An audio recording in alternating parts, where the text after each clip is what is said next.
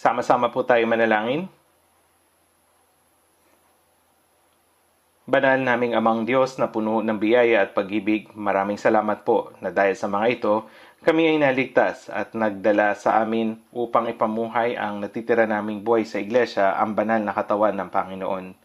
Panginoon, kami ay nakatakas mula sa sanlibutan at ngayon ay nabubuhay kami sa iglesia, ang katawan ng Panginoon. At namumuhay ng mahalagang buhay na tinutupad ang iyong kalooban at ipinahayag ang iyong ebanghelyo. Habang kami ay nabubuhay sa iglesia na siyang katawan ng Panginoon, pakiusap, tulungan at gabayan mo kami na matutunan sa pamagitan ng salita kung gaano kahalaga ang iglesyang ito, anong relasyon ko sa iglesia, at ano at paano ako dapat kumilos para sa iglesia. Alam namin na ang iglesia ay isang lugar upang magturo at matuto ng salita ng Diyos. Panginoon, pakiusap tulungan mo kami upang malinaw naming maunawaan na ang iglesia ay hindi lamang isang lugar upang magturo at matuto, kundi isang lugar din kung saan ang lahat ng tumatanggap ng mga aral at sumusunod at isinasagawa ang salita at mga utos ng Diyos. Lubos kaming umaasa at tumihiling sa iyo na gisingin at gabayan kaming lahat upang ang mga bakas ng Panginoon ay maipakita sa aming mga buhay at ang kaluwalhatian ng Panginoon ay maipahayag.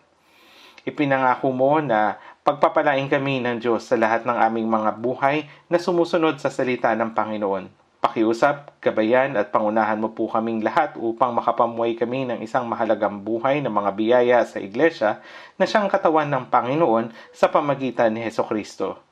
Naghahanda po kami para sa fall retreat. Pakiusap, pahintulutan mo po nawa ang Espiritu Santo na kumilos sa retreat na ito upang maraming nawawalang kaluluwa ang maligtas, at pakiusap, gabayan at tulungan mo kaming hindi mapagod ang lahat ng mga kamay na naghahanda at nagsusumikap para sa gawain ito.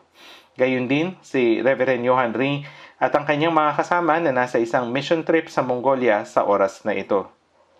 Naway pangunahan at gabayan ng Panginoon ang mission team upang matapos nila ang lahat ng kanilang mga schedule ng may biyaya at makabalik ng maayos. Pakiusap, Panginoon, samahan mo ang lahat ng lumahok sa misyon ng may mas mahalagang pag-ibig at biyaya. At pakiusap, proteksyonan at gabayan mo po ang lahat ng hindi makakasama sa oras na ito upang hindi nila makalimutan ang biyaya at pag-ibig ng Panginoon kahit saan man sila naroon. Ako ay umaasa sa mabubuting kamay ng Panginoon para sa lahat ng bagay at humihiling nito. Ito ay idinadalangin namin sa pangalan ni Hesukristo na nagligtas at tumutulong sa amin na mabuhay sa iglesia na siyang katawan ng Panginoong Hesukristo. Amen.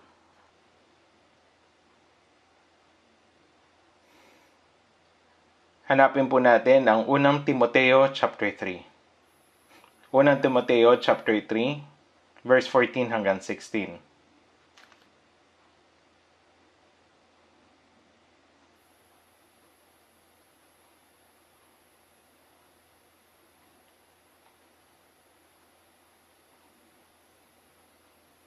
Kung nahanap na po ang mga salita sa unang Timoteo chapter 3, verse 14 hanggang 16, basahin po natin ito ng sabay-sabay. Ang mga bagay na ito ay aking isinusulat sa iyo na umaasang makakarating sa iyo sa madaling panahon. Ngunit kung ako'y maantala ay maari mong malaman kung ano ang dapat ugaliin ng bawat tao sa bahay ng Diyos, na siyang iglesia ng Diyos na buhay, ang haligi at suhay ng katotohanan. Walang pag-aalinlangan, dakila ang hiwaga ng kabanalan. Siyang nahayag sa laman, pinatunayang matuwid sa espiritu, nakita ng mga anghel, ipinangaral sa mga bansa, sinampalatayanan sa sanlibutan, tinanggap sa itaas na sa kaluwalhatian. September na po ngayon, ang panahon ay mas lumalamig na. Habang nakikinig ako sa awit ng choir, labis na naantig ang aking puso na kailangan kong aliwin yung aking sarili, ngunit hindi ko alam kung paano ito gawin. Sa totoo lang, gusto ko pong pakinggan ito muli. Ang choir ay umawit ng isang himno tungkol sa krus ni Hesukristo. Hindi ba't ang iglesia ang katawan ni Jesus na siyang ulo nito? Kung tayo ngayon ay naligtas at nabubuhay sa iglesia, ngunit hindi natin alam kung anong klaseng lugar ito, yung ating pananampalataya at paniniwala ay hindi lalago ng maayos. Sa tingin ko po, isa sa mga bagay na madalas nating hindi napapansin habang nabubuhay sa iglesia ay ito mismo. Gayunpaman, kapag naharap tayo sa mga kahirapan sa buhay o nakakaranas ng mga bagay na hindi natin kayang gawin sa ating sariling kakayahan, madalas tayo nakakatanggap ng tulong mula sa iglesia. Doon natin napagtatanto kung gaano kahalaga ang iglesia. Yan po ang dahilan kung bakit sa talata ngayon sinabi ni Apostol Pablo kay Timoteo, "Ako'y darating sa iyo sa lalong madaling panahon."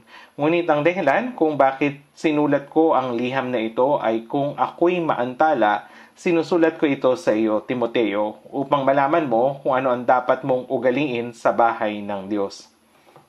Kaya, dun sa verse 15, sinasabi nito, kung ako'y maantala. Ngunit kung ako'y maantala. Maari mong malaman kung ano ang dapat ugaliin ng bawat tao sa bahay ng Diyos. Isinulat niya ang liham na ito para sa layuning ito. Kaya ang paksa natin ngayon ay kung ano ang dapat ugaliin sa bahay ng Diyos. Pag-aralan po natin ang paksang ito. Sinabi niya na ang bahay ng Diyos ay ang iglesia. Pag-isipan natin ng mas malalim ang bahay ng Diyos at ano po ang tingin ninyo sa bahay ng Diyos, ang iglesia? Paano ninyo ba iniisip ang iglesia sa ngayon? At ang pangatlo ay paano ka kumikilos sa bahay ng Diyos? Ibabahagi ko po ang tatlong ito hanggang may oras. Ngunit, kung ako'y maantala, ay maari mong malaman kung ano ang dapat ugaliin ng bawat tao sa bahay ng Diyos na siyang iglesia ng Diyos o iglesia ng Diyos na buhay, ang haligi at suhay ng katotohanan. Iglesia, ang orihinal na wika ng tinawag natin o na tinatawag natin ngayon na iglesia. Pamilyar po kayo sa salitang ito, hindi po ba? Ang iglesia ay may kahulugan na isang natatanging grupo, isang piniling grupo. Ang verse na nagpapahayag ng iglesia na ito ay napaka-eksakto sa unang Korinto chapter 1 verse 2. Unang Korinto chapter 1 verse 2, sabi, "Sa iglesia ng Diyos na nasa Korinto." Hindi po ito iglesia ng mga tao. Iglesia ng Diyos. Kung tayo ay gagawing banal, ito ay kay Kristo Jesus. Sa iglesia ng Diyos na nasa Korinto sa mga ginawang banal kay Kristo Jesus.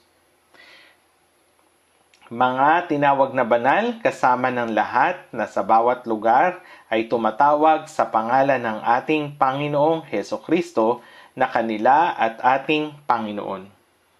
Ang talatang ito ay pinahayag ng ganito. Kaya sa mga salitang ito, ang kahulugan ng iglesia ay isang tao ay hindi maaring maging iglesia. Sa mga ginawang banal kay Kristo Jesus, mga tinawag na banal, kasama ng lahat na sa bawat lugar ay tumatawag sa pangalan ng ating Panginoong Hesukristo. Gaya ng nakikita rin natin sa Efeso, sa mga banal na nasa Efeso at sa mga mananampalataya kay Kristo Jesus. Ito ay nabanggit in plural form. Sa Mateo 18:20, sinabi ito ni Jesus, "Sapagkat kung saan nagkakatipon ng 2 o 3 sa aking pangalan ay naroon ako sa gitna nila." Kung saan nagkakatipon ang 2 o 3 sa aking pangalan, iyan yung iglesia. Ang isang tao ay hindi maaring maging iglesia. Ang iglesia ay kung saan ang 2 o 3 tao na tumatawag sa pangalan ng Panginoon at kasama ang Panginoon. Ang ulo ng iglesia na iyon ay nagsabi, "Ako ay makakasama nila." Si Jesus ang ulo ng iglesia. Nung si Jesus ay nasa lupa pa, bago siya namatay at muling nabuhay, sinabi niya ito. Sa Mateo chapter 8 verse 20, sinabi ni Jesus sa kanya, "May mga lungga ang mga asong gubat at ang mga ibon sa himpapawid ay may mga pugad, ngunit ang anak ng tao ay walang mapagpapahingahan ng kanyang ulo."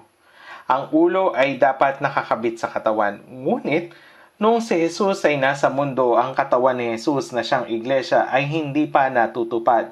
Kaya pagkatapos mamatay ni Jesus sa krus at muling nabuhay, ang pagtitipon ng mga taong naniniwala dito ay tinawag na iglesia. At si Jesus ang ulo nito. Iyan po ang alam natin. Ang iglesia ay hindi maaring gawin o buuin ng tao. Sinasabi ng Biblia na itinalaga ng Diyos si Kristo sa walang hanggang nakaraan. Sinasabi sa mga Gawa chapter 3 verse 20 upang kanyang suguin ang Kristo na itinalaga sa inyo si Jesus. Si Kristo ay tinalaga ng una mula pa sa pagkakatatag ng sanlibutan. Hindi ba't si Kristo ang ulo ng iglesia? Kaya makikita natin na ang iglesia ay itinalaga na rin bago pa itatag ang sanlibutan. Kaya sinasabi sa atin ng Efeso chapter 1, ayon sa pagkapili niya sa atin sa kanya bago itinatag ang sanlibutan. Ang mga na kay Kristo, ibig sabihin silang mga naligtas kay Kristo na kanyang ipinahayag bilang iglesia. Ang iglesyang iyon ay hindi kayang itayo ng tao. Bakit? Dahil ang iglesia ay naitatag na ayon sa kalooban at plano ng Diyos bago palikhain ang sanlibutan. Kaya talagang mali para sa tao na sabihin ang simbahan o iglesia na iyon ay kanyang simbahan. Ang tao ay hindi maaring gumawa o buo ng sariling iglesia. Ang iglesia ay itinatag ng Diyos at ni Hesukristo lamang. Ganito ang sagot ni Apostol Pedro kay Jesus. Sumagot si Simon Pedro at sinabing, ikaw ang Kristo, ang anak ng Diyos na buhay. Nang kanyang maipahayag ang kanyang pananampalataya, sinabi ni Jesus, at sinabi ko naman sa iyo na ikaw ay Pedro, at sa ibabaw ng batong ito ay itatayo ko ang aking iglesia at ang mga pintuan ng Hades ay hindi magwawagi laban sa kanya. Sino ang nagtayo ng ating iglesia? Si Jesus ang nagtayo nito. Hindi mo ito maitatayo. Alam mo bang kung gaano karaming tao na naniniwala sa Diyos na nagsasabing ginawa nila ang gawain ng Diyos ay nagtatayo ng mga simbahan at tinawag itong aming simbahan? Maling katawagan ito. Ito ay hindi aking simbahan. Ito ay iglesia ng Diyos. Si Jesucristo ang nagtayo ng simbahan. Ang simbahan ay hindi itinatag ng tao. Ito ay itinatag ng Diyos at malinaw nating nalalaman iyon. Ngayon, ang iglesia ay may hugis, isang ekstruktura. May iba't ibang ekstruktura ang mga building, gayon din ang simbahan. Kapag sinabi ko ito, iniisip ng maraming tao na ang iglesia ay isang gusali. Ngunit, tandaan ninyo ito, ang iglesia ay hindi isang gusali. Ito ay isang grupo ng mga tao na nakahiwalay sa mundo, mga piniling tao. Ang gusali, kung saan nagsasama-sama ang mga born-again Christian, ito po yung tinatawag na church building. At ang mga church building ay may iba't ibang itsura. Ang estruktura ay maaring maging napakaganda o karaniwan, maliwalas o hindi. Maraming pwedeng maging estruktura ito. Ngunit, hindi lamang ang gusali ang may estruktura. Ang iglesia, isang grupo ng mga taong ipinanganak na muli, ay meron ding estruktura.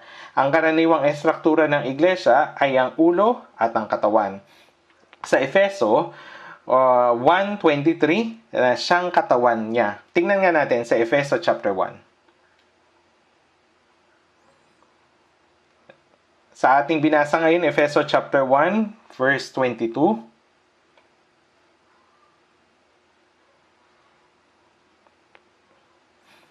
Verse 22, babasahin ko po muli. At kanyang inilagay ang lahat ng mga bagay sa ilalim ng kanyang mga paa at ginawa siyang ulo ng lahat ng mga bagay sa iglesia na siyang katawan niya, ang kapuspusan niya na pumupuspos ng lahat sa lahat. Sinabi ng Diyos sa iglesia na siyang katawan niya. Pag-isipan natin ito. Kung ang isang tao ay walang ulo at katawan lamang, tiyak na siya ay patay na. Ang isang normal na katawan ng tao ay palaging binubuo ng isang ulo at isang katawan. Kung maputol yung ulo, patay na ito. Kapag iniisip mo ang iglesia, dapat palagi mong isipin ang ulo, hindi lamang yung katawan. Ang ulo at ang katawan. Iyon ang dahilan kung bakit tinukoy ng Biblia ang iglesia bilang si Kristo at ang iglesia. ang Iglesia ni Kristo at ang Iglesia ng Diyos. Ang ibig sabihin ng Iglesia ng Diyos at ang Diyos ang ulo. Tama po ba? Ang Iglesia ni Kristo ay nangangahulugan din na si Kristo ang ulo. Ang Biblia ay paulit-ulit na nagsasabi tungkol kay Kristo at sa Iglesia. Dapat mong laging isipin na ang Iglesia ay palaging binubuo ng isang ulo at isang katawan. Kung totoo man na may ulo, iyon ay nagbibigay sa atin ng maraming bagay na dapat isaalang-alang. Ganito ang layunin ng ulo. Pinakikilos nito ang katawan at pinalalaki ito. Mga kapatid, hindi kusang lumalaki ang ating katawan, hindi po ba? Tingnan natin sandali sa Colossus chapter 2. Colossus chapter 2 verse 19. Basahin natin ng sama-sama ang verse 19. Colossus chapter 2 verse 19, at hindi kumakapit sa ulo na sa kanya ang buong katawan na tinutustusan at pinagsasanib sa pamagitan ng mga kasukasuan at mga litid ay lumalago ng paglago mula sa Diyos. Mga kapatid, kung pagmamasdan natin ng katawan ng tao, hindi ito lumalaki ng kusa. Lumalaki ang katawan dahil sa nagpapadala ang ulo ng growth hormone sa katawan. Gayun din ang paglago ng iglesia. Ang paglago ay nangyayari kapag ang ulo ng iglesia ay nagbibigay ng lakas sa katawan upang lumago. Malalaman natin ito kapag nakikita nating lumalago ang ating iglesia. Mahigit 41 years na tayong nagtitipon. Kung ikukumpara natin mula nung tayo ay nagsimula, tayo ay lumago na ng husto. Ito ay dahil kay Jesus, ang ulo, na siyang nangunguna sa iglesia upang maging isang mahalagang katawan. Pinapalaki ng ulo ang katawan, kaya kapag nabubuhay tayo sa ating buhay Kristiyano, dapat nating isipin na mayroong ulo. Gayunpaman, ang ilang Kristiyano ay hindi gaanong iniisip ang tungkol sa ulo. O kahit na maisip nila, madalas nilang iniisip na ang ulo at ang katawan, si Jesucristo at ang iglesia, ay magkahiwalay. Kung ano ang kalooban ng ulo, kung ano ang kalooban ng Diyos, kung paanong naililipat ang kalooban ng ulo sa katawan at kung paano ako nasa iglesia ay dapat sumunod sa kalooban ng ulo. Sa halip na isipin natin ang ganitong mga bagay, madalas na hindi na natin ito ginagawa at sumasabay na lang tayo sa agos ng buhay Kristiyano. Kung pag-iisipan mo ang istruktura ng iglesia, kailangan mong isipin na ang ulo ay palaging nasa itaas ng iglesia ng katawan.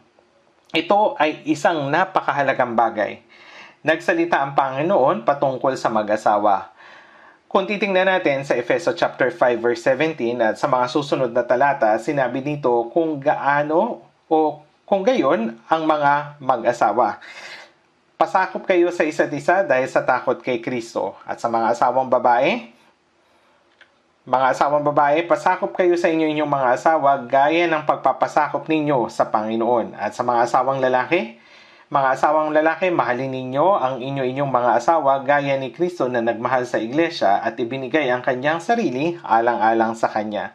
Sa makatuwid, ang utos na ibinigay sa mga asawang lalaki ay ang magmahal at ang utos na ibinigay sa mga asawang babae ay ang pagsunod. Habang patuloy na sinasabi ang mga salitang ito sa verse 32 ay sinabi, ang hiwagang ito ay dakila subalit ako ay nagsasalita tungkol kay Kristo at sa iglesia. Habang sinasabi ang mga responsibilidad ng mag-asawa at ang tungkulin ng mag-asawa, sinabi niya ang hiwagang ito ay dakila. At sinabi niya, subalit ako ay nagsasalita tungkol kay Kristo at sa iglesia. Ang mag-asawa ay nagiging isa. Tama po ba? Gayon din si Kristo, si Jesus at tayo, ang mga naligtas na Kristiyano ay naging isa. Kaya tuwing pinag-uusapan ang tungkol sa iglesia, ang Biblia ay palaging nagsasalita tungkol kay Kristo at sa iglesia. Sa iglesia ang ulo nito. Pag-isipan natin ito sa Efeso chapter 1 verse 22, gaya ng nabasa natin, ginawa siyang ulo ng lahat ng mga bagay sa iglesia. Ang iglesia ay nasa ibabaw ng lahat ng mga bagay at ang ulo ng iglesia ay si Jesus. Yan ang sinabi sa Efeso chapter 1 verse 22. Kaya kung ating pag-iisipan ng verse 22 kung saan matatagpuan na ang iglesia ay nasa ibabaw ng lahat ng mga bagay. Ang lahat ng bagay ay tumutukoy sa lahat ng bagay na nilikha ng Diyos. Lahat ng bagay dito sa mundo. Kasama ang mundong ito. Kaya kung malawakan nating titignan, itong napakahalagang mundo at ang buong universe ay kasama sa lahat ng mga bagay. Ang iglesia ay nasa ibabaw ng universe. Iyan po yung posisyon ng iglesia. Kung iisipin natin ang katotohanan na ang iglesia ay nasa ganitong kataas na posisyon, hindi tayo mamumuhay sa iglesia ng ayon sa kagustuhan natin. Ang ibang tao ay mabilis na magsabi ng ganito, o anong klaseng simbahan ito? O bakit walang pagmamahal sa church na ito? Pinag-uusapan nila ang tungkol sa iglesia ng walang ingat. Mga kapatid, ang church ay hindi lugar kung saan ang mga tao ay maaring magsalita ng walang ingat tungkol dito. Bakit? Dahil ito ang iglesia ng Diyos. Dahil si Kristo ang ulo. Gayunpaman, mali na tawagin ang isang church na itong church na ito. Gaya ng nalalaman natin na ang Panginoon at ang Diyos at ang ulo ng iglesia, kailangan nating maging maingat kung paano nating tawagin ang iglesia. Ito ay dahil ang iglesia ay nasa ibabaw ng lahat ng mga bagay. Ngayon, ang Biblia ay patuloy na nagsasalita tungkol sa iglesia. Ang mga aklat ng Efeso at Colosas, sinasabi na ang iglesia at si Kristo ay mga hiwaga. Mga kapatid, ang Diyos ay maraming mga hiwaga. Kapag nagbabasa tayo ng Biblia, madalas na nakikita natin ang mga salitang gaya ng hiwaga ng Diyos, hiwaga ng kabanalan, hiwaga ng pananampalataya sa 1 Timoteo chapter 2 na ating binasa ngayon. Ang hiwaga ng kabanalan, hiwaga ng pananampalataya at si Kristo ay ang hiwaga ng Diyos. Lahat ng mga ito ay tumutukoy kay Kristo. Mga kapatid, sa Biblia, kapag sinasabing hiwaga, ito minsan ay may lihim na ibig sabihin upang sinuman ay walang makaalam nito. Ngunit hindi naman lahat. Tingnan natin si Kristo na hiwaga ng Diyos. Sa aklat ng Colosas, kung titingnan natin, Colosas chapter 2.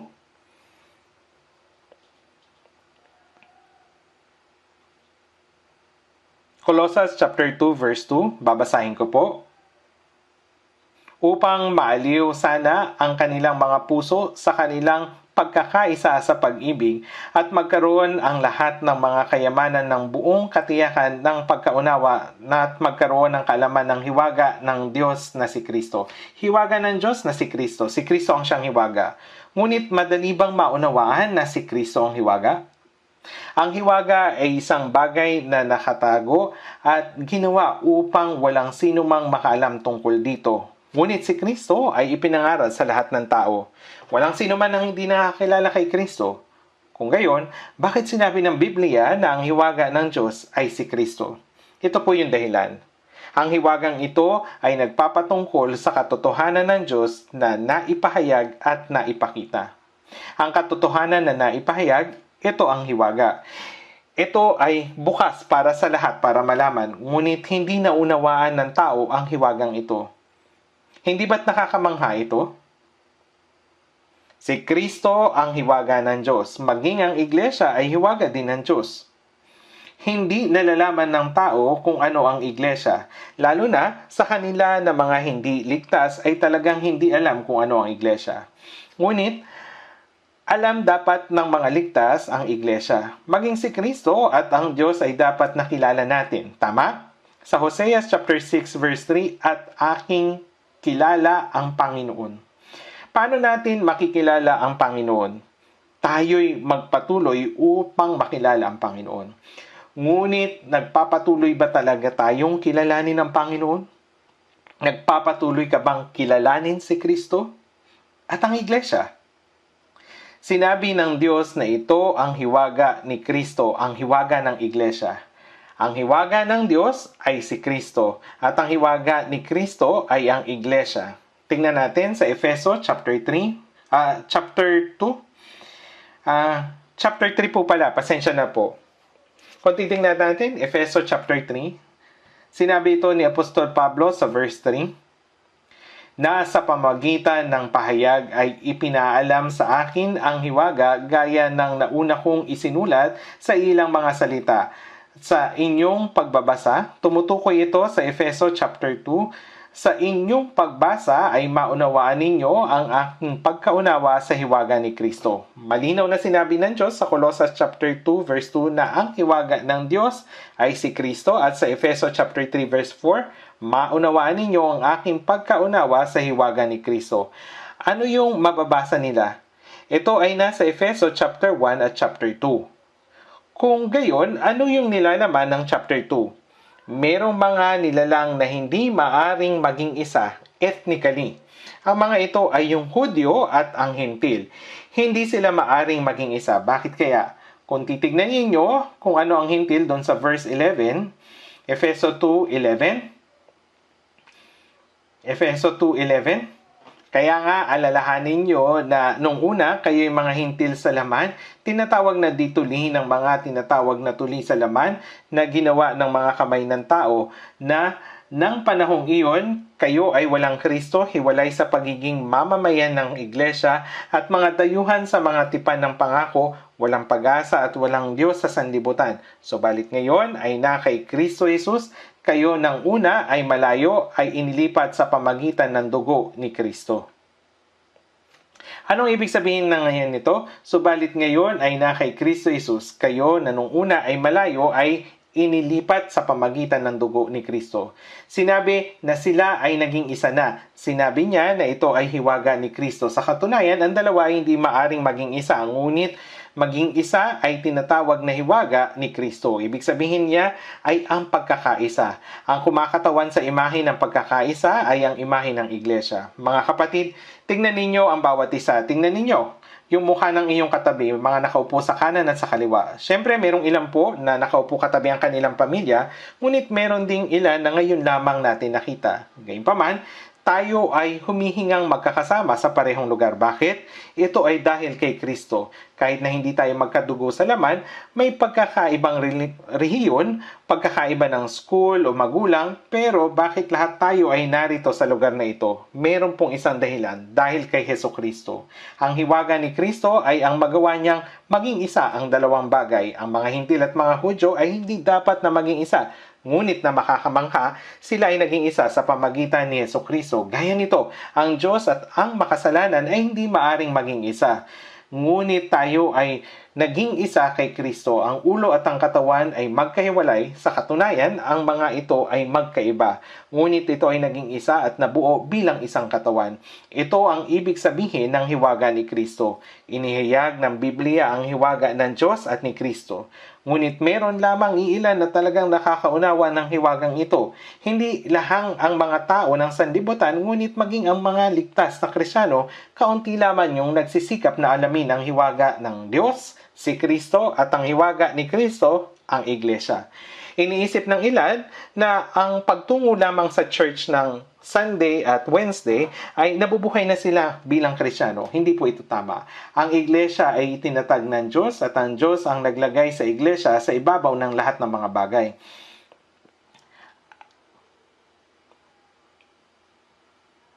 At ginawa ng Diyos ang Iglesia ni Kristo bilang isang bukas na hiwaga, kung saan ang lahat ay maaring itong malaman. Ngunit hindi ito maunawaan ng tao. Ang tanging susi upang maunawaan ang hiwagang ito ng Diyos ay ang kapakumbabaan. Kapag ako ay mapagpakumbaba, maunawaan ko ang hiwaga ng Diyos, si Kristo, at maunawaan ko rin ang hiwaga ni Kristo, ang pinagkaisa. Ito ang Iglesia. Sa mga awit, 149 verse 4, sinabi ng Diyos, sapagkat ang Panginoon ay nalulugod sa kanyang bayan, kanyang pagagandahin ng kaligtasan ang mga nahihirapan. Kung hindi ako naging mapagkumbaba, hindi ako maliligtas. Ang pinakamalaking dahilan kung bakit hindi matanggap ng tao ang kaligtasan, kahit na mangaral tayo, ay dahil sa kanilang pagmamataas.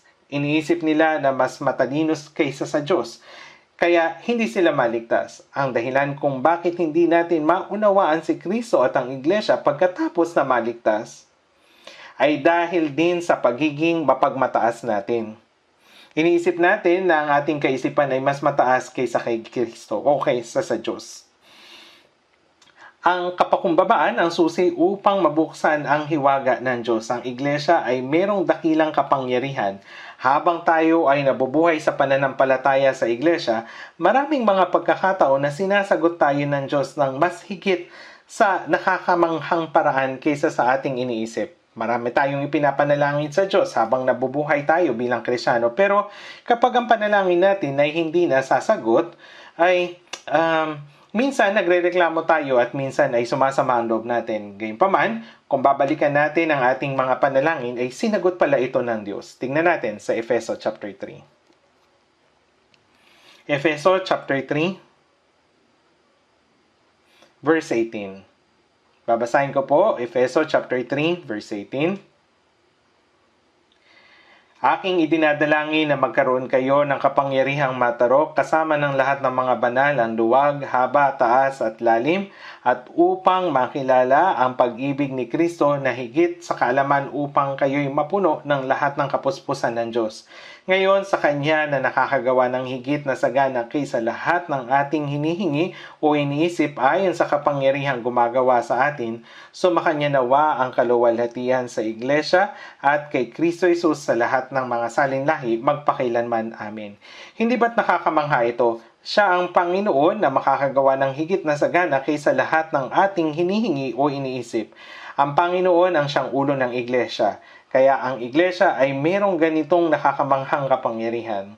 Katatapos lang ng ating summer retreat at ngayon ay magkakaroon tayo ng fall retreat. At ngayon, sa bawat retreat, maraming mga tao ang nagdadala ng maraming tao upang ma-evangelize sila. Kapag nakikita natin ang ganitong tao, sinasabi natin, wow, sila ay merong dakilang kapangyarihan. Ngunit, sa katunayan ng kapangyarihan ito ay nasa iglesia mismo. Siyempre po, hindi ko binabaliwala yung bawat isa. Dahil ang taong iyon ay talagang nagsikap at tapat sa Diyos. Kaya nga, ginamit ng Diyos ang taong iyon. Gayunpaman, ang kapangyarihan ng taong iyon ay nagmula sa iglesia. Hindi ito kapangyarihan niya lamang. Ang mga sanga po ba? Ito po ay nagbubunga kapag, diba? Kapag ito ay nakakonekta sa puno. Hindi magagawang mamunga ng sanga kahit na meron siyang espesyal sa kanya. Huwag po kayo magkamali rito. Ang kanang kamay ko ay malakas. Kapag hinampas ko ito, ay maaari itong makamatay. Pero kung ito ay puputulin, ay wala itong lakas. Kaya ang kanang kamay ay walang sariling nitong lakas, kundi dahil ito'y nasa katawan. Sa unang Korinto, chapter 12, verse 27, sinabi nito na tayo ang katawan ni Kristo at bahagi ng katawan. Nasaan ang lahat ng kapangyarihang ito? Ito ay nasa church. Tayong lahat, kailangan nating isipin ang iglesia sa ganitong paraan. Inilagay ng Diyos ang iglesia sa ibabaw ng lahat ng mga bagay at inilagay niya ang iglesia sa ibabaw ng lahat ng bagay upang sa pamagitan nito ang lahat ng bagay ay mapuspos.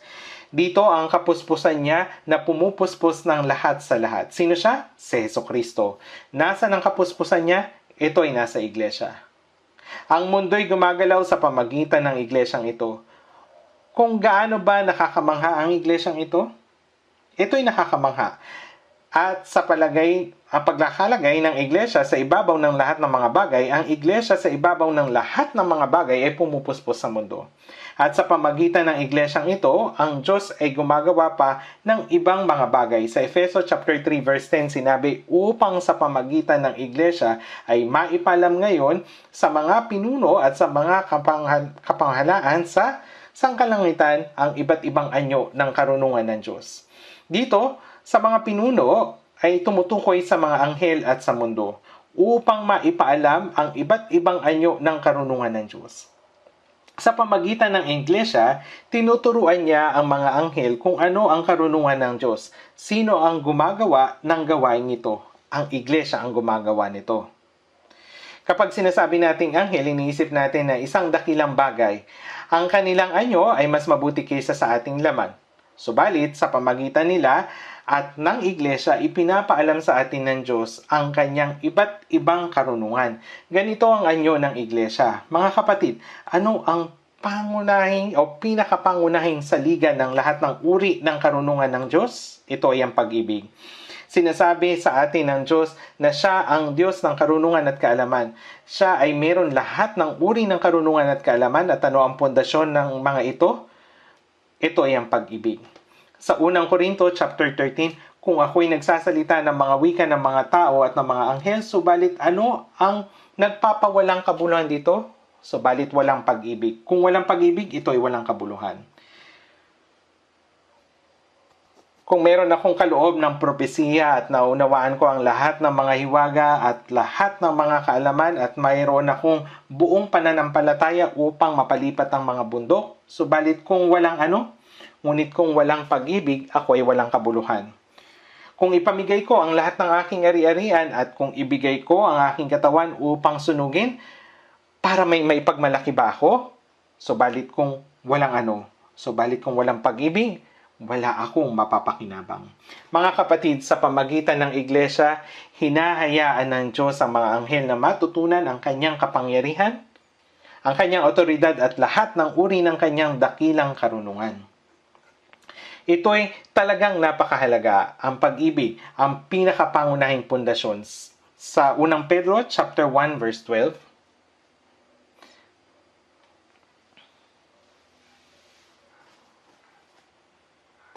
Unang Pedro chapter 1 verse 10, babasahin ko. Tungkol sa kaligtasang ito, nagsikap at nagsiyasat na mabuti ang mga propeta na nagpahayag tungkol sa biyayang darating sa inyo. Kanilang siniyasat kung anong pagkatao o kapanahunan na tinutukoy ng Espiritu ni Kristo na sumasa kanila nang ipahayag ang mangyayaring pagdurusa ni Kristo at ang kalwalatiang susunod sa mga ito. Ipinahayag sa kanila na hindi sila naglilingkod sa kanilang sarili kundi sa inyo, sa mga bagay na ngayon ibinalita sa inyo sa pamagitan ng mga nangaral sa inyo ng Ebanghelyo, sa pamagitan ng Espiritu Santo na sinugo mula sa langit, na ang mga bagay na ito ay pinananabikang makita ng mga anghel. Hindi ito para sa mga propetang patuloy na nagsisiyasat ng propesiya.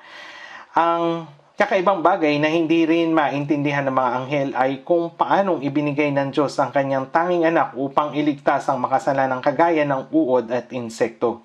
Mga kapatid, hindi rin natin ito maunawaan, hindi po ba? Itinuring ng Diyos ang lahat ng taong nabubuhay na gumawa ng kasalanan na uod at bulate. Sinabi ito sa Job 25:6. Para sa isang maliit na gaya ng bulate at uod, ibinigay ng Diyos ang kanyang tanging anak upang mamatay, at ito'y gustong maunawaan maging ng mga anghel. Sa pamagitan ng iglesia, hinayaan niya ang mga anghel na maunawaan ang kanyang karunungan. Ito ang anyo at imahe ng iglesia. Mga kapatid, pinag-isa ng Diyos ang lahat sa pamagitan ng imahe ng iglesia. Ang mundong ito'y ginawa niyang iisa lamang sa simula, subalit ito'y nagsimulang mahati ng magkasala ang tao. Ang Diyos at ang tao ay nagkahiwalay nang pumasok ang kasalanan. Kaya hindi maiwasan na tayo'y naiwalay sa Diyos nang tayo'y nagkasala. Ito ang dahilan kung bakit ang mundong ito ay patuloy na nahati ng nahati. Kung titignan natin yung huling araw, makikita natin yung mga tao na palayo ng palayo. Makikita rin natin ito sa politika. Pinaglalayo ng mga politiko ang mga tao sa isa't isa upang gamitin sila. Pinag-iwalay nila yung lalaki at babae, matanda at bata, marunong at mangmang, mayaman at mahirap. Patuloy nilang pinaghihiwalay ang mga ito, subalit ang Diyos sa pamagitan ng iglesia, pinag-iisa niya ang mundo na nagkahiwalay dahil sa kasalanan ng tao. Tingnan natin sa Efeso chapter 1.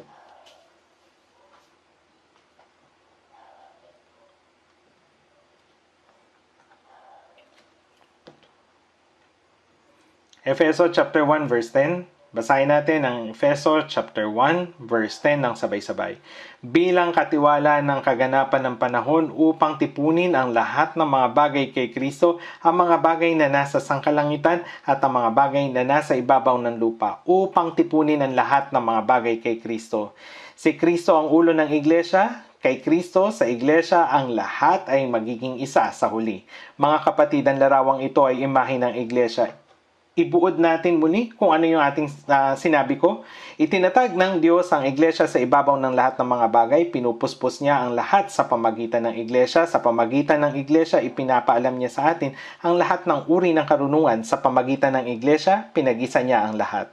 Mga kapatid, narito tayo sa iglesia. Isipin natin kung gaano natin pinag-iisipan ang tungkol sa church at kung paano ang mamuhay sa church na ito.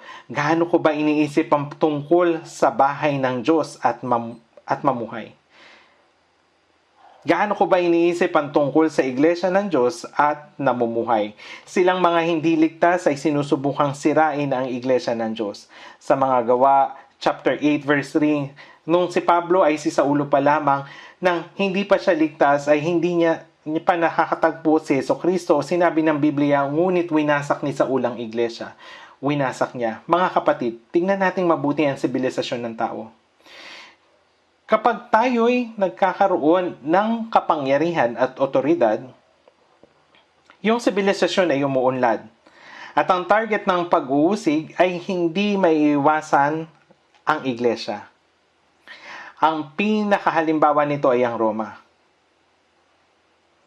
Ang Roma ay may kapangyarihan, otoridad at sibilisasyon. At ano ang ginawa ng Roma? Inusig nito ang iglesia. Inusig ang iglesia. Mga kapatid, kung titignan natin ang sibilisasyon sa mundo ngayon, ang Europa ay nakakamangha ang paglago nito. At ngayon ay nakikita natin ang sibilisasyon sa Amerika. Ang sibilisasyon ng Amerika at Europa ay umuunlad. At ano yung nangyayari sa ganitong bansa? Ang pag-uusig sa mga iglesia. Yung sa Russia, bago magkaroon ng Bolshevik Revolution noong 1970, kilala sila sa pagiging makadiyos o Christ-centered dahil kilala sila sa Orthodox Church. Ang mga tao ay naniniwala sa Diyos, subalit pagkatapos na makuha ni Stalin ang pamamahala sa gobyerno, ang mga iglesia ay pinasimulang usigin at ang bansa ay unti-unti naging komunista. Sa ngayon, inuusig ng China ang mga iglesia. Nanood ako ng balita nung nakarang araw at narinig ko na ang Biblia ay binago sa China. Sa balita, binasa ng sandali ang binagong Biblia ang tungkol sa Juan chapter 8. Ang babaeng nahuli sa pangangalo niya.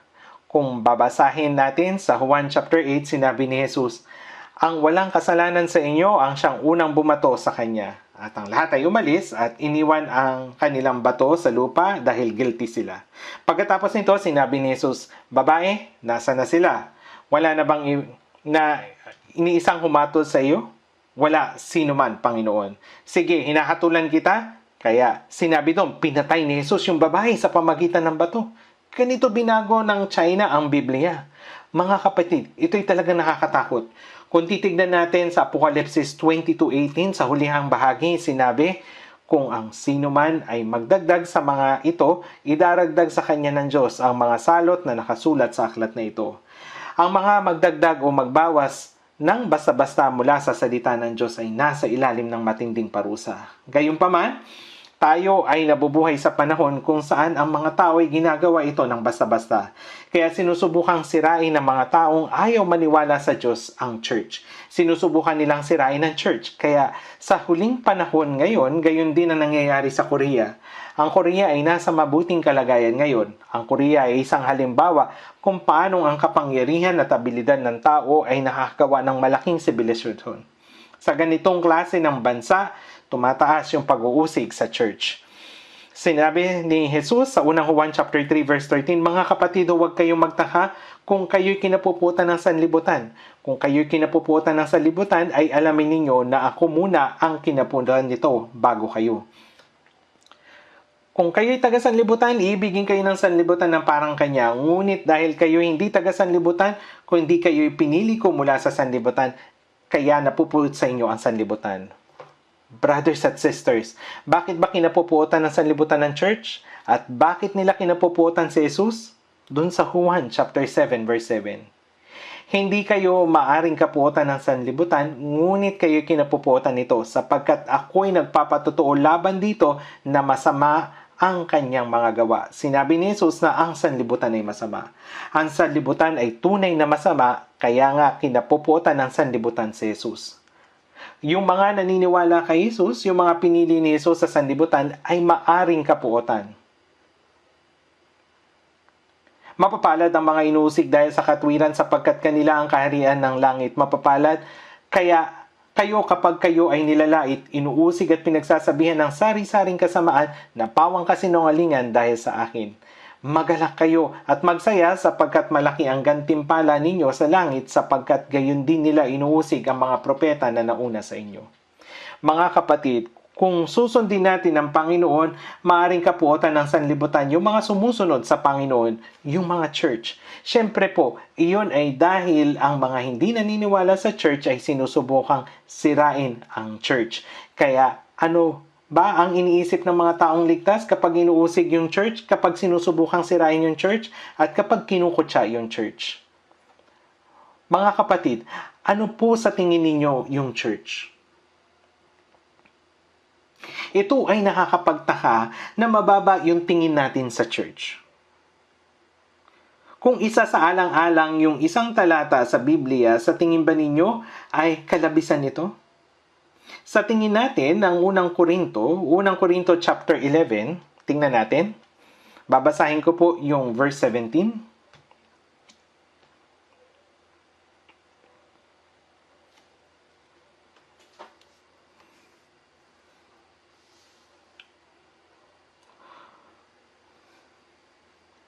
Unang Korinto chapter 11 verse 17, babasahin ko po. Ngayon sa mga sumusunod na tagubilin ay hindi ko kayo pinupuri sapagkat kapag kayo'y nagkakatipon, ito ay hindi para sa ikabubuti kundi para sa ikasasama. Yung mga taga-Korinto ay nagtitipon sa hapunan ng Panginoon. Sinabi ko sa inyo ngayon na iyon ay hindi kapuri-puri. Yung dahilan ay nasa verse 18 hanggang 21. Sapagkat una sa lahat kapag nagkakatipon kayo sa iglesia ay nababalitaan ko na mayroong mga pagkakahati-hati sa inyo at pinaniniwalaan ko iyon ng bahagya sapagkat kailangan magkaroon sa inyo ng mga pagkakabahabahagi upang ang tunay sa inyo ay malantad. Kapag kayo ay nagkakatipon, iyon ay hindi upang kainin ang hapunan ng Panginoon sapagkat kapag dumarating na ang panahon ng pagkain, ang bawat isa ay nauuna sa kanyang sariling hapunan at ang isa ay gutom at ang iba'y lasing.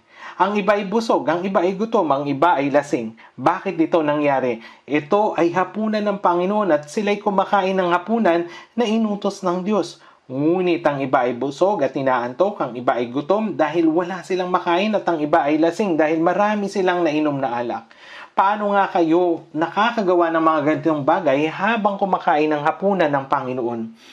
Iyon ang aking tanong sa inyo ngayon. Basahin po natin yung verse 22. Ano, wala ba kayong mga bahay na makakakain at na makakainan at mainuman? O hinahamak ninyo ang iglesia ng Diyos at hinihiya ang mga wala kahit ano? Ano ang sasabihin ko sa inyo? Kayo ba'y pupurihin ko sa bagay na ito at hindi ko kayo pinupuri? Kung iniisip ninyo na dapat respetuhin yung iglesia ng Diyos, paano ninyo nagagawa ang mga bagay na ito? Kung iniisip ninyo na dapat respetuhin yung iglesia ng Diyos, paano nga ninyo mahuhusgahan ang brothers at sisters nang walang ingat? Kung iniisip ninyo na dapat respetuhin yung iglesia ng Diyos, bakit hindi ninyo kayang patawarin yung mga brothers at sisters at patuloy silang kinamumuhian? Paano nga ninyong nagagawa ang mga bagay na ito? Ito ay dahil hinahamak ninyo ang iglesia. Mga kapatid, may mga pagkakataon na sinumpa ko rin yung aking anak ng matindi. Natawag ko siyang magnanakaw. Nasabi ko iyon nang kinuha niya yung ikapo. Sinabi sa Malakias, nananakawan ba ng tao ang Diyos? Gayon may ninanakawan ninyo ako. Paano nga nananakawan ng tao ang Diyos? Imposibleng manakawan ang presidente, kaya paano ngang mananakawan ng Diyos? Ngunit may mga taong nagnanakaw. Bakit? Dahil hinahamak nila ang church. Sino yung ulo ng church? Ito ay ang Panginoon. Sa ating buhay Kristiyano sa church, hindi tayo dapat humusga gaya ng mga taga-Korinto, ngunit naguhusgahan tayo. Hindi tayo dapat mag-away, ngunit nag-aaway tayo. Hindi tayo dapat manira ng puri, ngunit naninira tayo ng puri. Hindi tayo dapat mainggit, ngunit tayo ay naiinggit. Ang dahilan ng mga ito ay dahil hinahamak natin ang church. Dahil minamaliit lang natin ang church. Ano yung ibig sabihin ng minamaliit yung church? Ito yung hindi pag-iingat sa katawan. Yung hindi pag-iingat sa ulo. Sino yung ulo? Si Jesus. Sino ang Jesus na iyon? Siya yung namatay sa krus para sa atin. Ngunit hindi natin ito pinahalagahan. Paano yun? Dapat nating isaalang-alang yung church bilang pundasyon ng ating buhay. Isaalang-alang natin ang church bilang pundasyon ng ating buhay. Mga kapatid, inilagay ng Diyos yung mga ligtas na Kristiyano sa church. Hindi niya lang sila inilagay sa sanlibutan. Inilagay niya sila sa church. Para sa mga ligtas na Kristiyano, yung church ay bagay na gustong sirain at usigin ng mga tao sa sanlibutan. At ang mga merong mahihinang pananampalataya at walang nalalaman sa church ay maaring maliitin lamang yung church. Ngunit paano natin dapat isaalang-alang yung church? Dapat nating isaalang-alang ito bilang ating buhay. Yung church ay yung pundasyon ng ating buhay. Hindi ba dito nagsisimula yung buhay Kristiyano natin? Iyon ay sa church. Mga kapatid, kung titignan ninyo sa awit 8:3 hanggang 4, sinabi na, kapag pinagmamasdan ko ang iyong kalangitan, ang gawa ng iyong mga daliri, ang buwan at ang bituin na iyong inilagay, ang mga tao upang siya iyong alalahanin at ang anak ng tao upang siya iyong kalingain. Kapag nakatayo tayo sa gitna ng maraming mga bituin sa gabi sa harap ng kahangahangang kalikasan, pakiramdam natin ay napakaliit natin. Iyon ang sinasabi ng mga awit. Nilikha niya ito gamit ang kanyang mga daliri. Kung titingnan natin na yung buwan at ang bituin na nilikha ng Diyos gamit ang kanyang mga daliri at ang lahat ng kanyang ibinigay sa atin, mapapaisip tayo. Diyos, ano ang taong gaya ko? Kahit namasdan ko ang mga bagay na nilikha ng Diyos, naunawaan ko na walang espesyal sa buhay. Ngunit gaano nga ito kahalaga kung tayo ay mananatili sa church, sa katawan ng Panginoon, kung saan namatay si Jesucristo sa krus para sa atin, kung saan naroon ang ulo. Paano ninyo isinasaalang-alang ang church? Pag-isipan natin ito ng maigi. Paano natin isinasaalang-alang at church at paano tayo namumuhay hanggang ngayon? Kung iniisip ninyo na yung pagpunta sa church kapag Sunday at Wednesday, pagpunta sa fellowship, at ay iyon na yung buhay sa church, hindi ba ninyo minamaliit ang church? Sa church, si Jesus ang ulo. Mga kapatid, habang namumuhay tayo sa ating buhay Kristiyano, hindi natin dapat kalimutan na merong ulo sa church. Ang Panginoon ay nasa church. Ang Panginoon ang ulo. Paano ko dapat isaalang-alang ang church at mamuhay? Ano yung dapat kong gawin sa bahay ng Diyos? Paano ako dapat kumilos sa bahay ng church? Anong klaseng pamumuhay yung dapat meron ako? Anong saloobin yung dapat meron ako? Anong pag-iisip yung dapat meron ako sa church? Una sa lahat, yung unang bagay na dapat gawin sa bahay ng Diyos ay yung isipin na merong ulo at dapat tayong mamuhay ayon sa kalooban ng ulo. Dapat tayong mamuhay ayon sa kalooban ng ulo. Kung walang ulo, mabubuhay tayo ng basta-basta. Nakita niyo na po ba yung isang video na may pamagat na headless chicken? Yung isang tao, nagpalaki siya ng isang manok at pinugot yung ulo nito para patayin. Ngunit naiwan yung diencephalon. Ito yung parte ng utak na kumukontrol sa buhay. Dahil buhay pa yung diencephalon, hindi namatay yung manok at nagpagala-gala ng walang ulo. Ngunit wala itong ulo. Kaya gumagala siya sa lahat ng direksyon. Hindi niya makita dahil wala siyang ulo. Kung iisipin natin na wala tayong ulo, gaano din tayo mamumuhay? Pag-isipan natin. Kailangan natin yung ulo upang makakita at makarinig. Ngunit minsan ay namumuhay tayo ng gaya ng taong walang ulo. Kaya nararamdaman natin yung mga ating pag-iisip ay tama. Kung walang ulo, ginagawa lang natin kung ano yung sa tingin natin yung tama. Ito yung nilalaman ng mensahe ng chapter 19, 20, 21 at 22 ng hukom. Ang isang Levita na naglilingkod sa Panginoon ay mayroong asawang lingkod. Ngunit ang asawang lingkod ay hinalay ng mga Benjamita na nakatira sa Gibea hanggang sa ito ay mamatay. Dahil dito, yung Levita ay nagalit at pinagputol-putol yung sa 12 bahagi yung namatay na asawang lingkod at ipinadala sa bawat lipi. Inisip ng mga lipi na pinadalhan ng patay ng katawan, paano ito nangyari sa mga Israelita? Nalaman nila na ang ilang mga kalalakihan mula sa lipi ng Benjamin ang gumawa nito. Kaya't ang 11 lipi ay nagdesisyon na wasakin ang lipi ng Benjamin. Kaya't sila ay nakipagdigma. Dahil dito, ang lipi ng Benjamin ay halos maubos. At yung aklat ng hukom ay nagtapos ng ganito. Nang araw na iyon ay walang hari sa Israel. Ginawa ng bawat tao kung ano ang matuwid sa kanyang sariling patingin. Walang hari sa Israel.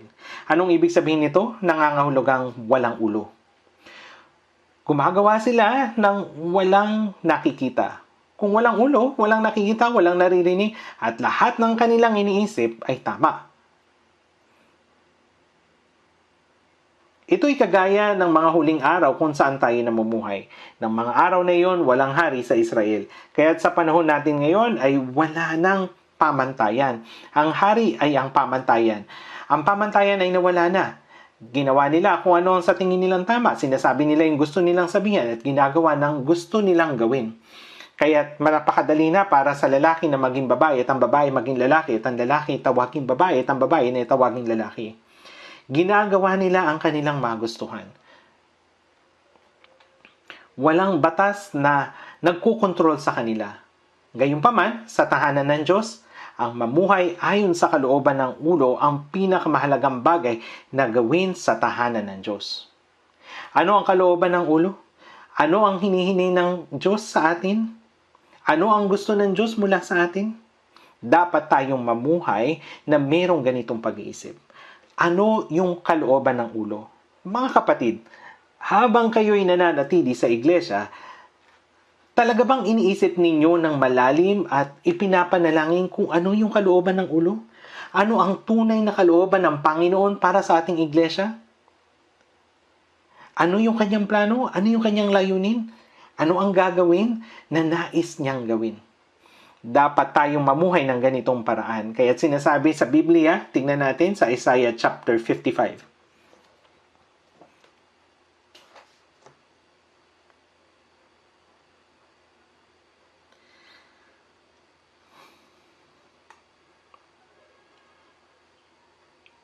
Isaiah chapter 55, verse 8 hanggang 9. Babasahin ko po yung verse 8 hanggang 9.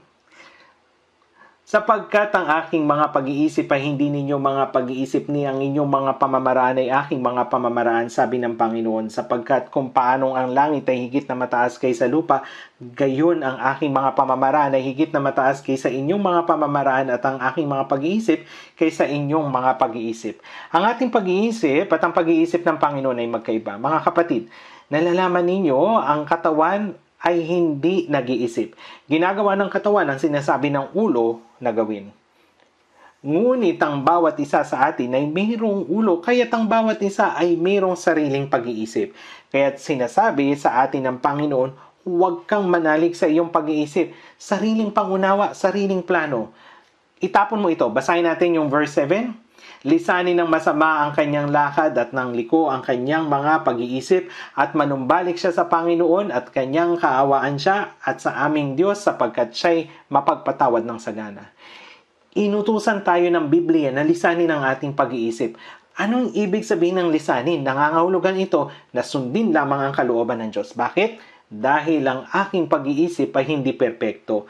Ano ang nilalaman ng mga salita sa Kawikaan chapter 3 verse 6? Sa lahat ng iyong mga lakad, siya iyong kilalanin at itutuwid niya ang iyong mga landasin. Bakit niya sinabi ito? Dahil ang ating pag-iisip, yung plano, pangunawa ay hindi perpekto. Kaya tayo ay sinasabihan na sundin ang plano ng perpektong ulo. Sa iglesia, tayo ang katawan, kaya kung ating ipipilit ang ating opinion, ito ay kagaya ng pag-iisip sa katawan na wala namang pag-iisip. Ang katawan ay hindi nakakapag-isip. Ito ay gumagawa ayon sa sinasabi ng ulo na gawin ito. Ngunit patuloy na sinasabi ng katawan, kaya ko ito. Ito ay kagaya ng katawan na gumagawa ng walang ulo at gumagawa ayon sa sarili nito. Sinasabi ng Biblia na ito ay kahangalan. Kaya una, kilalanin ang Panginoon at umasa sa Panginoon. Ito ang salita na magkaugnay. Ngunit hanapin muna ninyo ang kanyang kaharian at ang kanyang katwiran. At ang lahat ng mga bagay na ito ay pawang idaragdag sa inyo. Pangalawa, paano tayo dapat mamuhay sa loob ng tahanan ng Diyos? Ang kumilos sa tahanan ng Diyos na tinutularan si Jesucristo. Ang isang buhay na tinutularan si Jesucristo. Mga kapatid, maraming rason kung bakit naparito si Jesus sa sanlibutan. Siya ay pumarito upang maganap ang kalooban ng Ama at siya ay naparito sa sanlibutan upang patawarin ang ating mga kasalanan. Merong isang tiyak na bagay sa maraming aspeto kay Jesus na pumarito siya upang maging halimbawa sa atin. Mga kapatid, dapat ba siyang bautismohan o hindi? Walang dahilan upang si Jesus ay bautismohan. Bakit? Siya ang Diyos. Gayunpaman, si Jesus ay binautismohan. Bakit? Nagpakita siya ng halimbawa sa mga naligtas na tao na ang naligtas sa pamagitan ng kamatayan at muling pagkabuhay ni Jesucristo ay dapat mabautismohan. Hinugasan ni Jesus ang mga paa ng mga alagad sa Juan chapter 13. Nagdala siya ng tubig sa palanggana at siya ay naghugas. Pagkatapos nito, meron siyang salita na sinabi, ano ito? Tingnan natin sa Juan chapter 13 verse 12. Babasahin ko.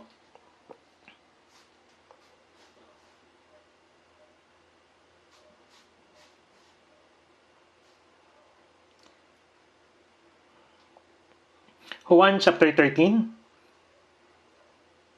verse 12 hanggang 14. Kaya nang mahugasan niya ang kanilang mga paa at makuha ang kanyang damit at muling maupo ay sinabi niya sa kanila, nalalaman ba ninyo kung ano ang ginawa ko sa inyo? Tinatawag ninyo akong guro at Panginoon at tama kayo, sapagkat ako nga. Kung ako nga na Panginoon at guro ay naghugas ng inyong mga paa, kayo man ay dapat ding maghugas ng mga paa ng isa't isa. Basahin natin yung verse 15, sapagkat kayo'y binibigyan ko ng halimbawa upang gawin din ninyo ayon sa ginawa ko sa inyo. Sinabi ni Jesus sa mga alagad na gawin kung ano yung ipinakita niya na halimbawa sa mga alagad. Sapagkat kayo'y binibigyan ko ng halimbawa upang gawin din ninyo ayon sa ginawa ko sa inyo. Kaya ang pamumuhay na kagaya ng kay Jesus ay ang Kristiyanong pamumuhay sa iglesia. Ito ang dapat nating gawin sa iglesia. Na gawin kung ano ang ginawa ni Jesus. Ang gawin kung ano ang ginawa ni Jesus ay ang dapat nating gawin sa iglesia.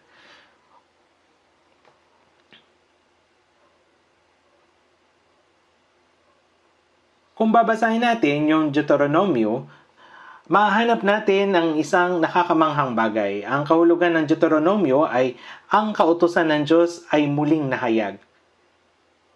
Ngunit kung babasahin natin ito ng mabuti, merong paulit-ulit na sinasabi, gawin ito, ingatan ito. Gawin ito, ingatan ito. Ito ay paulit-ulit sa Deuteronomio. Ito ay sinulat ni Moises. Tingnan natin, Deuteronomy chapter 1.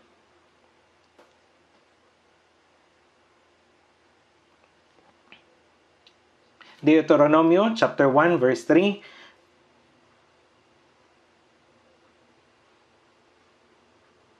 Babasahin ko po Deuteronomy chapter 1 verse 3. Nang unang araw ng ika-11 buwan ng ika-40 taon.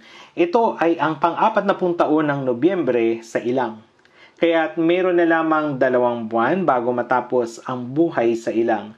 Halos patapos na ang 40 taon sa ilang. Nang unang araw ng ika-11 buwan ng ika-40 taon, nagsalita si Moises sa mga anak ni Israel ayon sa lahat ng inutos ng Panginoon sa kanya para sa kanila. Itinuro ni Moises ang kanyang mga natutunan mula sa Diyos sa mga Israelita at ang kanyang salita ay nagpatuloy sa chapter 4. Merong naitala na binuksan niya ang kautusan. Maraming naulit na mga salita. Mas mabuti na basahin natin ng mabuti. Chapter 4 verse 1. At ngayon, O Israel, pakinggan mo ang mga tuntunin at ang mga batas na aking itinuturo sa inyo. Gawin ang mga ito upang kayo'y mabuhay at pumasok at angkinin ang lupaing ibinigay sa inyo ng Panginoong Diyos na inyong mga ninuno. Pakinggan at gawin. Hindi niya sinabing pakinggan lamang. Pakinggan, gawin. Pakinggan at gawin ito. Sa verse 6, tuparin ninyo at inyong gawin sapagkat ito ang inyong magiging karunungan at kaalaman sa paningin ng mga tao na makakarinig ng mga tuntuning ito at magsasabing tunay na ang dakilang bansang ito ay matalino at may pagkaunawa. Tuparin ninyo at inyong gawin. Ito ay inulit ng kagaya nito. Tingnan din natin chapter 5 verse 1. Magtuon tayo sa panatilihin at gawin ito. Tinawag ni Moises ang buong Israel at sinabi sa kanila, pakinggan mo, O Israel, ang mga tuntunin at ang mga batas na aking binibigkas sa inyong mga pandinig sa araw na ito. Hindi ito yung wakas at dapat ninyong matutunan ang mga ito at maging maingat na isagawa ang mga ito. Gumawa ayon sa salita. Ang pangunang itinuro ng Deuteronomy ay hindi ang pakikinig, kundi ang pakinggan at gawin ito. Ito ay patuloy at paulit-ulit. Tingnan natin, chapter 6, verse 3. Kaya't pakinggan mo, O Israel, at iyong gawin upang ang lahat ng maging mabuti sa inyo at upang kayo'y lalong dumami na gaya ng ipinangako sa inyo ng Panginoon ng Diyos. Sinabi ng Diyos na bibigyan niya sila ng kamanghamanghang pagpapala. Kailan? Kapag nakinig sila? Hindi po. Kapag pinakinggan at dininig nila ang Diyos. Chapter 8, verse 1. Inyong maingat na gawin ang lahat ng utos na aking inuutos sa inyo sa araw na ito upang kayo'y mabuhay at dumami at makapasok at angkinin ang lupain na ipinangako ng Panginoon sa inyong mga ninuno. Inyong maingat na gawin. Pakinggan at gawin. Napakarami pong mga ganitong talata sa 17 verse 19. At iyon ay mamamalagi sa kanya at kanyang babasahin sa lahat ng mga araw ng kanyang buhay upang siya'y matutong matakot sa Panginoon niyang Diyos upang isagawa ang lahat ng mga salita ng kautosang ito at ng mga tuntuning ito upang isagawa. At nilalaman ng Deuteronomy ay hindi tungkol sa pakikinig kundi ang pagsunod. Gawin mo. Basahin natin Deuteronomy chapter 28. Ang Deuteronomy chapter 28 ay tungkol sa kung ang bayan ng Israel ay susunod, pagpapalain sila, subalit kung susuway ay susumpain. Sa pagsimula ng Deuteronomy chapter 28 verse 1, kung susundin mo ang tinig ng Panginoon mong Diyos at maingat mong gagawin ang lahat ng kanyang mga utos na aking inuutos sa mga araw na iyon. Ito yung kondisyon. Kung papakinggan nila at susundin yung utos ng Diyos. Doon sa verse 9 ay itataas ka ng Panginoon mong Diyos sa lahat ng mga bansa sa lupa. Sa verse 13, gagawin ka ng Panginoon na ulo at hindi buntot at magiging sa ibabaw lamang. Paulit-ulit, tama po ba? Inutos, pakinggan at sundin. Sa verse 29 at 30, pareho rin, pakinggan at sundin. Ang mga salita nito ay salita ni Moises. Si Moises ang nagsabi. Kaya alam na ng Diyos na hindi ito papakinggan at susundin ng bayan ng Israel, kaya hiningi ng Diyos kay Moises na gumawa ng awit upang ito ay kanilang mapakinggan at masunod. Matapos isulat ang nilalaman ng awit ay ganito ang sinabi ng Biblia. Tignan natin, Deuteronomy chapter 32.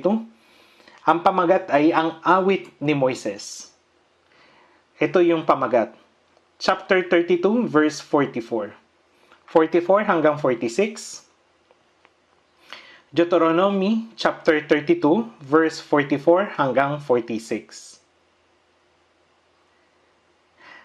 At si Moises ay pumaroon at sinabi ang lahat ng mga salita ng awit na ito sa pandinig ng bayan, siya at si Josue na anak ni Nun. Pagkatapos sabihin ni Moises ang lahat ng mga salitang ito sa buong Israel, ay kanyang sinabi sa kanila, ilagay ninyo sa puso ang lahat ng mga salita na aking pinatotohanan sa inyo sa araw na ito na inyong iuutos sa inyong mga anak upang gawin ang lahat ng mga salita ng kautosang ito. Upang gawin.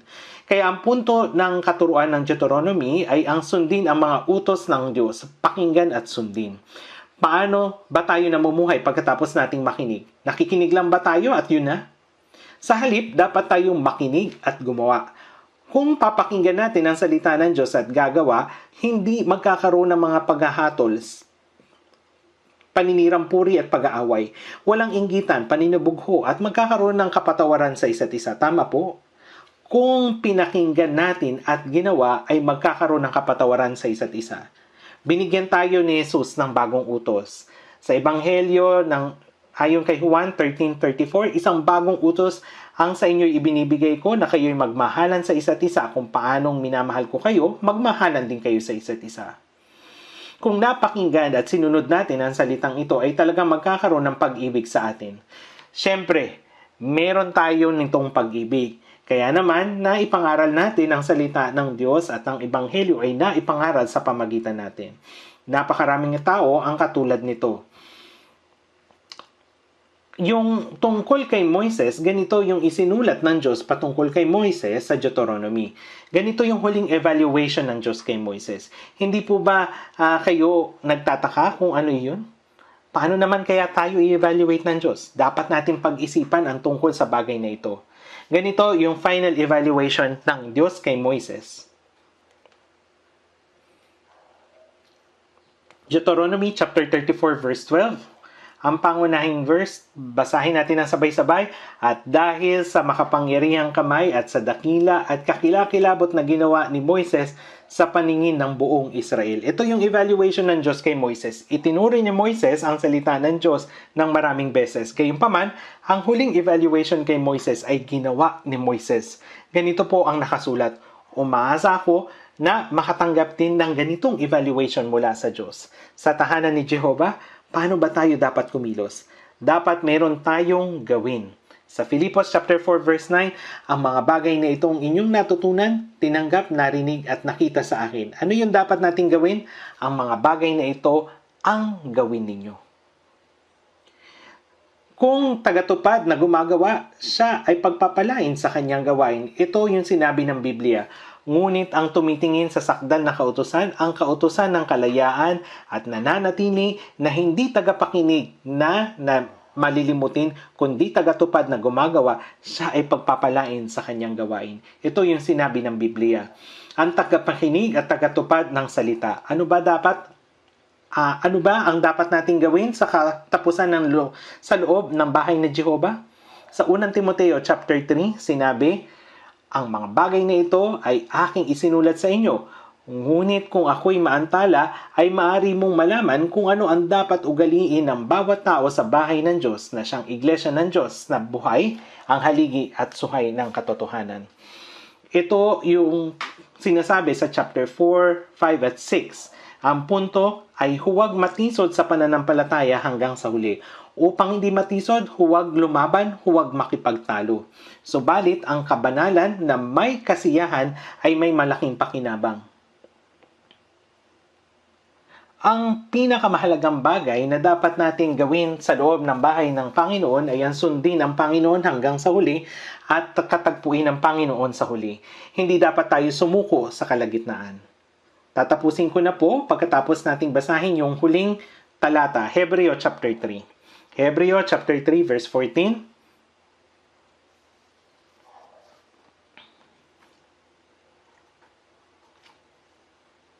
Hebreo chapter 3 verse 14. Basahin natin ang sabay-sabay. Verse 14. Sapagkat tayo'y nagiging kabahagi ni Kristo kung ating hinahawakang matatag ang pasimula ng ating pagtitiwala hanggang sa katapusan. sapagkat tayo'y nagiging kabahagi ni Kristo. Ibig sabihin na kay Kristo ay tatanggapin natin ang mga pagpapala na ibibigay ng Panginoon. Kailan? Kung paghahawakan natin ang bagay na tinanggap natin nung una hanggang sa huli. Kaya hindi dapat tayo mawala sa bahay ng Diyos, sa church. Upang matiyak na hindi tayo mawala, ang Diyos, si Jesus, ay itinuro sa atin ang talinhaga ng puno ng ubas. Itinuro rin sa atin ang tungkol sa tabernakulo sa Lucas chapter 10. Itinuro sa atin sa mga unang hari ang tungkol sa paghatol upang matukoy ang tunay na ina ng bata. Kung paanong natutunan natin ang mga bagay na ito ay dapat tayong manatili sa church, sa katawan ni Kristo hanggang sa huli. Sa gayon ay maipakita natin ang kalwalatian ng Panginoon. Kung gaano kahalaga ang church sa ating buhay, gaano kamangha-mangha si Kristo, ay gayon tayo dapat mamuhay sa bawat araw ng ating buhay.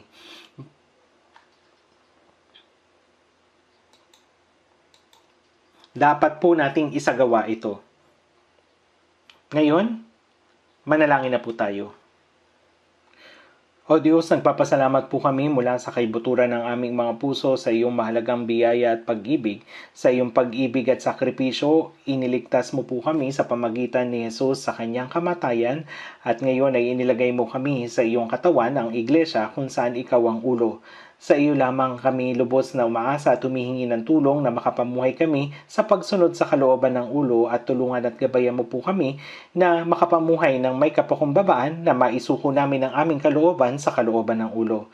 Naway samahan mo po kami at tulungan kami sa iyong mahalagang biyaya sa aming autumn retreat. Sa aming natitirang buhay, sa iyo lamang pong banal na mga kamay namin ipinagkakatiwala at hinihingi ang lahat ng ito. Nang may pagpapasalamat, dalangin namin ito sa pangalan ni Jesus na sa amin ay nagmamahal at nag-iingat sa kanyang katawan ng iglesia. Amen.